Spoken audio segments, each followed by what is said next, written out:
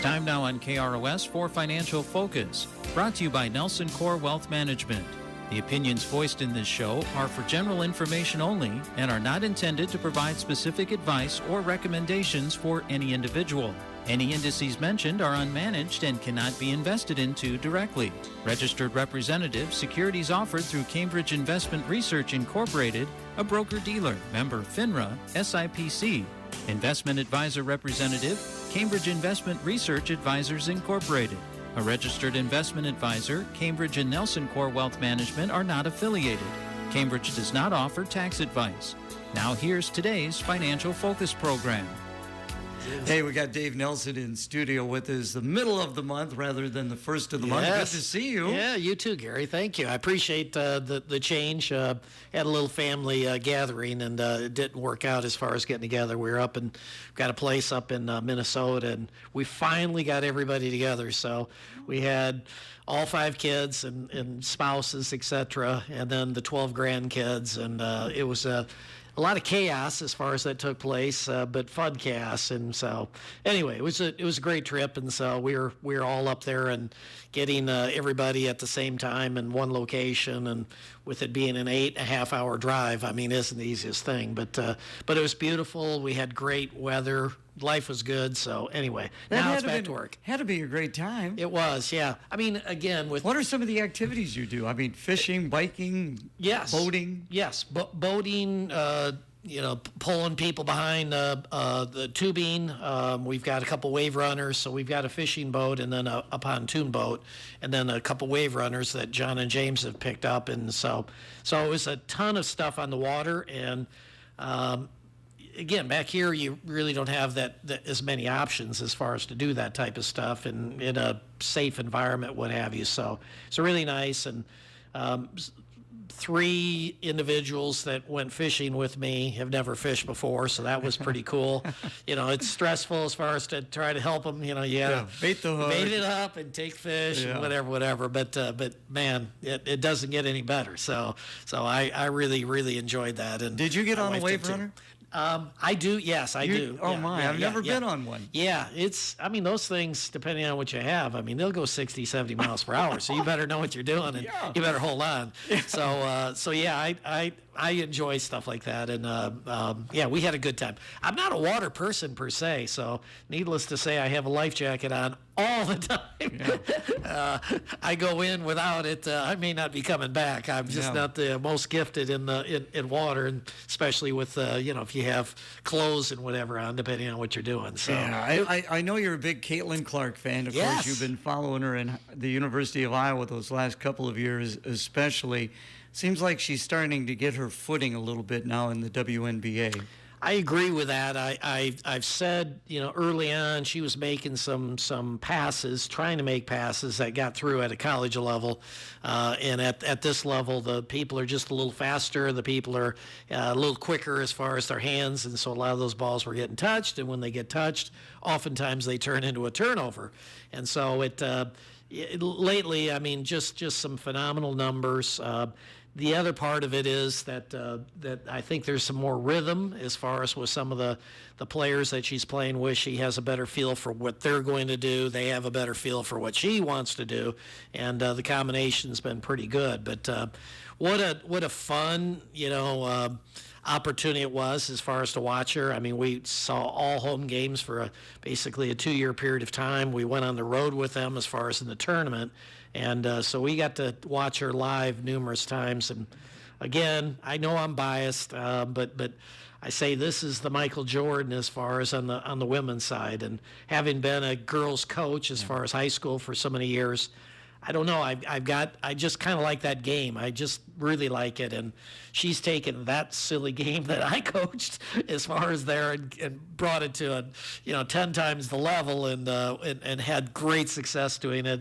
Obviously, she's having great success now. And she's also ringing the register as far as in a big way as far as all of her contracts that she's getting as far as advertising type stuff. So I know you deal with some athletes, and they certainly have an agent. Yes. But how do you keep track of all those opportunities and what is already in your backyard. Yeah, it's a real challenge. The first pro athletes that we started working with were NFL people, and it wasn't the real mega names. They're sheltered and protected and whatever, as far as you don't have access to them. But some of the other ones we did, and so we worked with a fair amount of them. And the agent is a really important piece as far as in that. And depending on, again, the size of the contract that the individual has will dictate as far as, how much that agent is involved as far as in the process. But there's a lot of moving parts, and you're typically working with individuals that are, give or take, 20, 25 years old.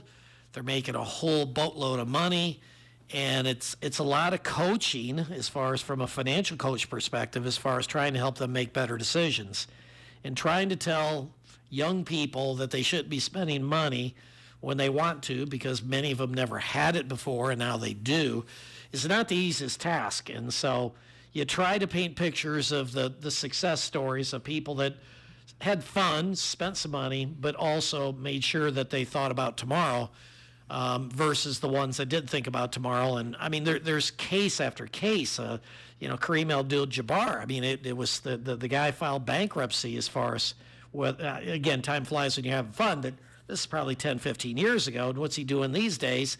He's out doing TV commercials as far as for people that have heart issues or whatever. And it just, you hate to see that. The guy played the NBA for how many years? Should have been in better shape. But sometimes it's not them making bad decisions. It's somebody running off with the money.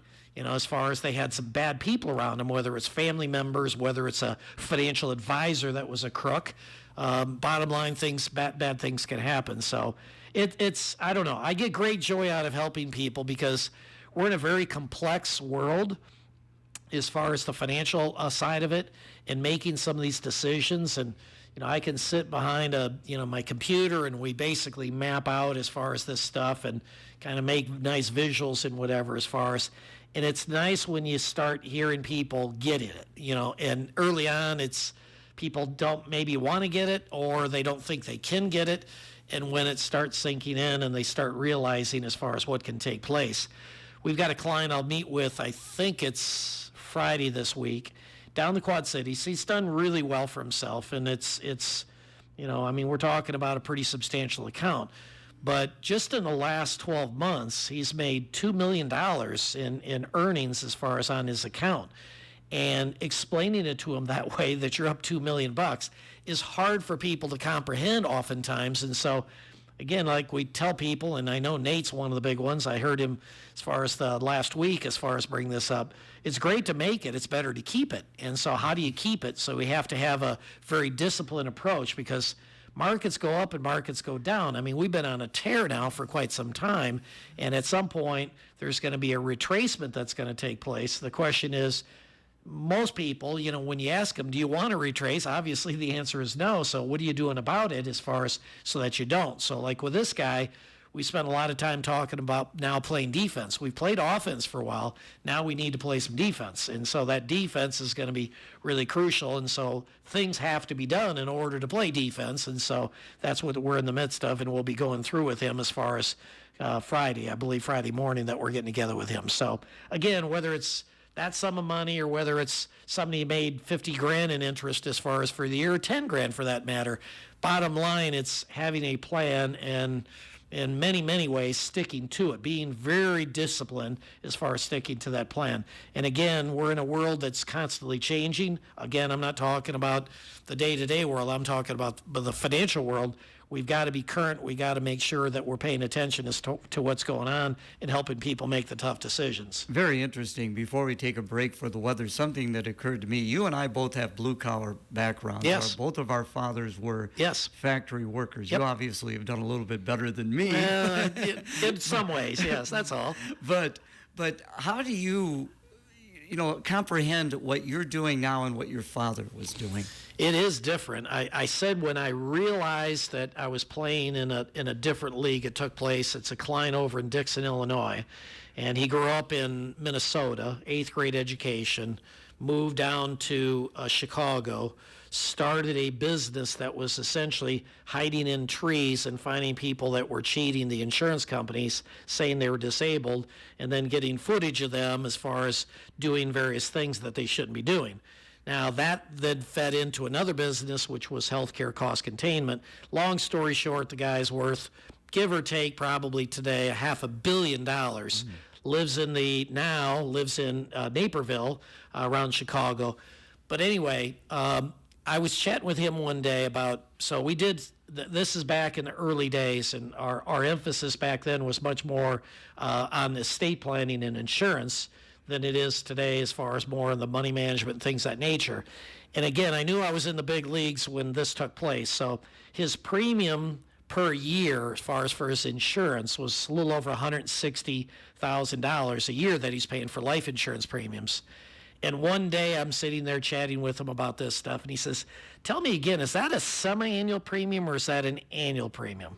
And I knew, if you can't remember if you're paying $160 twice a year or $160 annually, that's when I knew I was in the big leagues as far as talking to people that were just foreign, because again, at that point in time, I was dealing with people that had 20 grand and 50 grand and whatever. And this guy's paying $160,000 in insurance premiums, and he can't remember if it's annual or semi-annual. He has to pay that. Woo! That opened my eyes up. So it's different. And again, it's not, the people are still, as a general thumb, very kind, caring individuals that I work with, very, very lucky.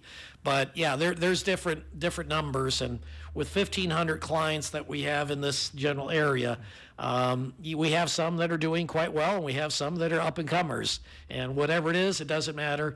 Again, we're here to help. So. All right. Again, we're going to go to the bottom of the hour. What are we going to talk about in the second half of the show, Dave? Well, I think that one of the big questions that everybody's asking about these days is the Fed going to cut interest rates, and what impact is that going to have? So we'll try to get a little clarity as far as to that one. All right, let's check for the weather now, brought to you by Awesome Car Wash. A gorgeous Wednesday expected across the Quad Cities. Mostly sunny skies, lower humidity, and cooler temperatures in the low 80s for us this afternoon. Tonight, mostly clear skies continue. We'll see overnight lows dropping into the low 60s. Get those windows open, give the air conditioning a break. With your Storm Track 8 weather impact forecast, I'm meteorologist Andrew Stutzky. Sunshine, northwest winds. We're at 72 degrees. Our update brought to you by Awesome Car Wash. With the Awesome Car Wash Club, you can either use the tunnel wash with a great team preparing your car, or the touchless automatic, open 24 hours a day, 7 days a week, so you can wash anytime. The club wash rates start at $24.95 monthly plus tax. You can wash daily if you wish. Awesome Car Wash is across the road from Purina on Manufacturing Drive, Clinton. Back visiting with Dave. We were just kind of joking during the break. Yes. Of course, Nelson Corp Field. Yes. You don't own the field. No, you we don't run the ballpark. Exactly. But you get calls sometimes. We do. We got a call around July 4th trying to get some tickets to the Caduo down, watch the fireworks, watch the game, watch the fireworks, what have you. And again, we have contacts, but at the end of the day, we don't print the tickets or anything like that. But it's nice. And again, you and I have chatted about this before. It's such an important piece as far as for our community here, and something that we felt that it was a fond memories as far as growing up as a kid, remembering the joy that I had as far as shagging balls down at the Pilot Stadium. I really, really, truthfully enjoyed that. The competition as far as trying to get it, trying to have the ear for being able to hear the bat hit it and know that that's a foul ball and what direction it's going. There's a skill to that, and I had it at one point. But anyway, no, it's great for the community, and we'll continue to support any way that we can, and hoping other people step up. Those that are of the means that have the ability to do it will do it and feel some obligation as far as to do something like that. Yeah, the PA announcer used to yell off to the right or off to the left. Yeah, but everybody would hear that. You'd want to get that little edge and try to get one step ahead of them as far as the direction it was going. Okay, well, we knew what direction the Federal Reserve may be going. Yeah, I wish we knew exactly as well. We've got a decent feel of what we believe. Again, I'll get back into my disclaimers here saying obviously all this stuff is they're educated guesses, but there's still some guesses that have gone into this. But the big question that people are asking is, you hear so much hype about when the Fed starts cutting interest rates. Generally, that's very good, and the market will explode as far as on the upside. So we just can't wait for this to take place. But all we have to do is look in the rearview mirror a little bit and see that we've already been on a huge run. And so is that because the markets are anticipating as far as rates being cut, or is it some other variable? And now, as far as after what took place, as far as in politics, as far as the ex-president, as far as past president getting, having his ear almost taken off, what impact is that going to have? Is he now going to win the election, and then the perception as far as what that's going to mean and the ripple effects? So we could talk about this stuff for hours, literally, and we can probably give people a little bit of an edge, but there's still, to some degree, guesses. So here's my guess, here's my prediction as far as what's going to take place. That is, rates are going to be cut probably this year. We'll probably get a cut this year, would be my best guess. And what that's going to translate into is, and if you think about this logically, if they're cutting interest rates, why are they cutting interest rates is what people should be asking themselves. And the answer is that the economy is probably slowing to some degree. You raise interest rates to try to slow it down so it's not at, hyperinflation type problems. But you're cutting because you perceive that maybe the economy needs that little extra boost. So we'll get rates lower, and maybe that'll encourage people to go out there. So I don't know, is that a positive thing as far as, the perception of that? So typically what takes place, and this is where people miss the mark, is typically it's the anticipation of that, because the hope is that as rates are cut, that maybe that will help people borrow money and keep the economy moving. So generally speaking, it's after, I'll put it this way, the first cut, sometimes you'll see a bump as far as up. Generally, it's already taken place, the lion's share of the bump as far as upward. But when you get that second cut, and again, people are saying, how many cuts you think there's going to be? And they're hoping that, that we really start gouging and cutting and cutting and cutting. Well, if you're borrowing money, you're hoping for that. But if you're an investor, I don't know if that's what you're hoping for, because if the Fed has to cut a lot of times, it means that the economy is probably starting to tank. So I don't think that's good necessarily as far as for stocks. So if I were a betting person, I think we're going to get a cut. If I were a betting person, I would also say that the market is probably priced in almost all the good news, and be prepared, I guess, is the bottom line. We talk a lot about it, and I brought up earlier the offense versus the defense. And people love offense, but people ignore the importance of defense as far as the way they invest. We've been told that you just put the money in and over time you'll be okay. I don't quite understand that. When people understand that 50% corrections do happen, we had one in 2000 through 2002. We had another in 2007 through 2009. We're talking about 50% drops, folks, if you don't remember. Not 30, not 15, 50. And so those drops, when you drop 50%, what rate of return do you need to make just to get back to where you were? And the answer is 100%. And so when we ask people, how quickly do you think you can make up 100%? And the answer is oftentimes it's going to take a long time. The NASDAQ, which is primarily technology stocks, we saw it crater years ago, 82%. 82% peak to trough, 82%. It took 16 years to recover your money. So if I put my money in day one, when it first started coming tumbling down, it took me 16 years to get back my money. So stop buying into the idea. Stop listening to people that tell you just got to ride it out. That's nonsense. When you drop 30%, you need to make something like 45% to get back to where you were. You drop 50%, you need to make 100% to get back to where you were. These are tough things to recover from. So point being, nobody's crystal ball works to the day. Nobody's works to the week or the month. But if you can get the quarter right, if you start sensing that all your pals are getting excited about investing their money, that's probably a pretty good indication to run for the hills. I hate to say it. It sounds terrible to say that. And this is why, again, this one also will sound terrible, Gary, but it's worth saying. If these people were right, they would be loaded. Okay? So there's very few people out there that are really, really rich, because to get really, really rich, you have to go the opposite direction of the masses. And it's unfortunate, but that's reality. And so, again, be willing to go against the grain. Be willing to sell when you're up quite a bit and the news seems to be wonderful. That's probably a time you want to start taking a few chips off the table. And I hate that term, but people can relate to it. It's the gambling, and what we talk about isn't gambling. This is, you're investing and you're buying big companies, and you're jumping in bed with those big companies, hoping to make money along with them. And at some point, it's probably worth taking a few dollars off the table. Again, visiting with Dave Nelson. So is that how like a Warren Buffett plays the game a little bit? And I hate to call it a game. Yeah. No, it's true. And again, people say, well, he doesn't market time. Are you talking about market timing? I don't understand what market timing is. Is it I'm going to try to time the market for the last 10 minutes? Is it for a day? Is it for a week? So again, it's just this stupid statement as far as that's out there. But to put it in context, Warren Buffett, leading up to the 07, 08, 09, basically massive correction, he hadn't bought in years anything. So the money's coming in the door to hand to him as far as to go out and spend it and buy these wonderful companies. And he's essentially saying during that period of time, no, everything is really expensive today. I'm going to wait. And once the correction started happening in 08 and 09, and it got pretty ugly and pretty bloody, he had all of this cash sitting on the sidelines, and he started buying like crazy.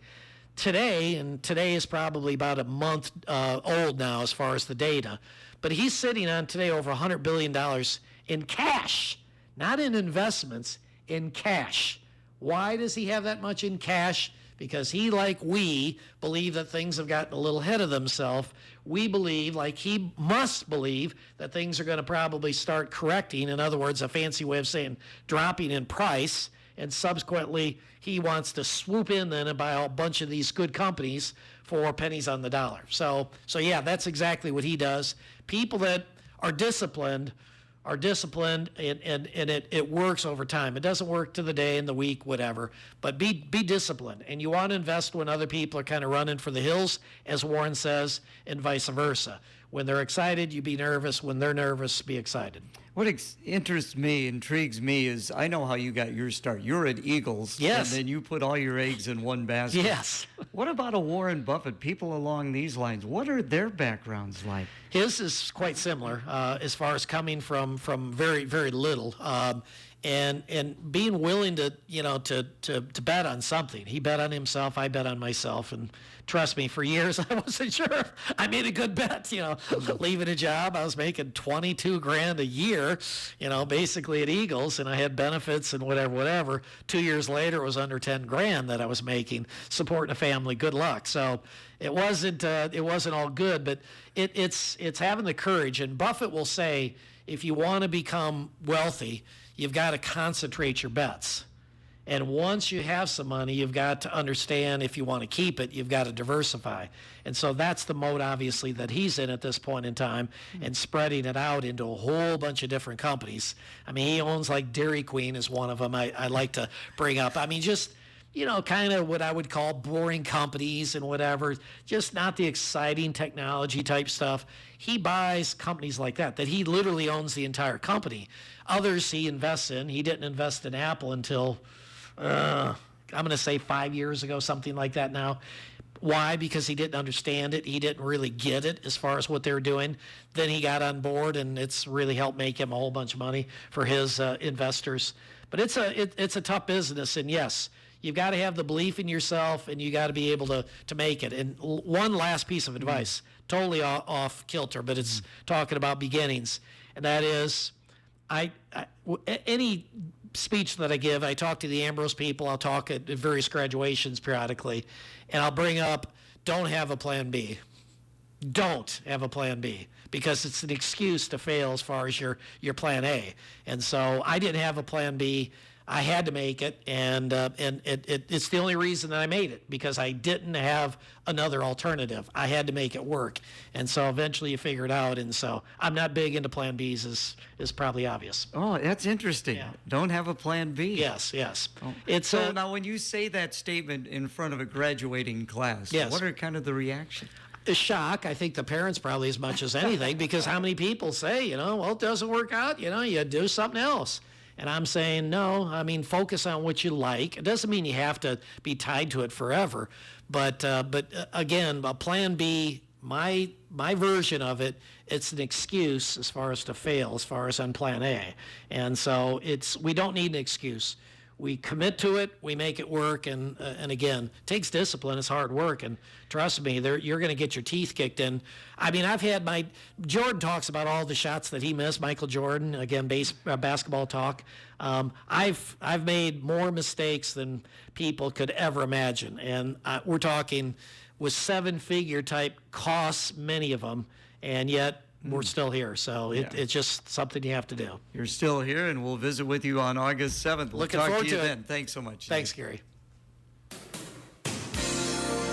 Financial Focus is a production of Nelson Core Wealth Management in Clinton and Davenport. The opinions voiced in this show are for general information only and are not intended to provide specific advice or recommendations for any individual. Any indices mentioned are unmanaged and cannot be invested into directly. Registered representative, securities offered through Cambridge Investment Research Incorporated, a broker-dealer member FINRA SIPC. Investment advisor representative, Cambridge Investment Research Advisors Incorporated, a registered investment advisor. Cambridge and Nelson Core Wealth Management are not affiliated. Cambridge does not offer tax advice. For more information, visit our website at www.nelsoncore.com. Love it. Embrace it. Right now. The Dan Patrick Show. Dan Patrick. Did anybody have a better offseason than LeBron? He got paid, he got his son drafted, and he got his